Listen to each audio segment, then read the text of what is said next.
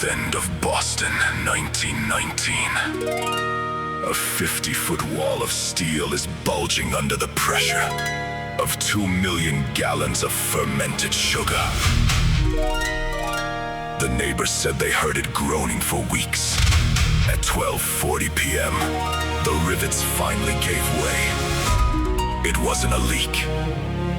It was a black wall of death, moving faster than a man can run. The sweet smell of the Caribbean was the last thing they ever breathed. Pressure rises, iron groans.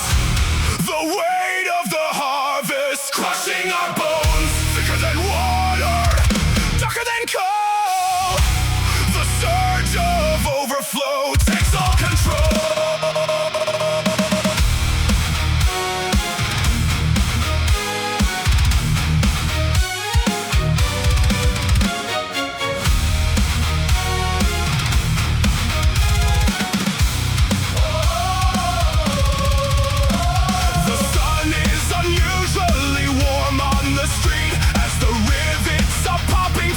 Pressure and heat, a sound like a cannon, a thunderous crack as the sky over Boston is suddenly black.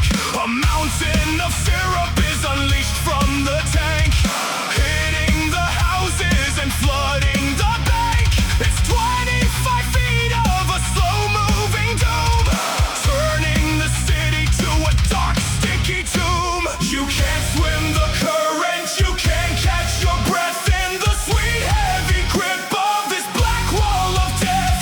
The horses are buried, the streetcars are tossed as the count of the living is tragically lost. Molasses flood, the dark tides rain, drowning the streets in the syrup and pain. A 2 million gallon molasses flow, crushing the world in the shadow below. Thicker than iron, heavier than lead, leaving a trail of the sticky and dead.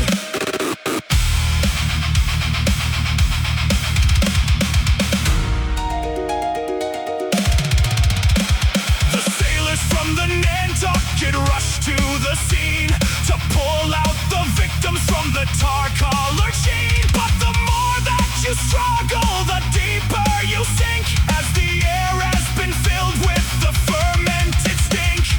Buildings are leveled and the elevated rail is twisted like wire by the weight of the gale. It took weeks to recover, it took years to get clean. It's the most bizarre tragedy the harbor had seen. Pull from the mud, pull from the sludge. The city of Boston is harder to budge.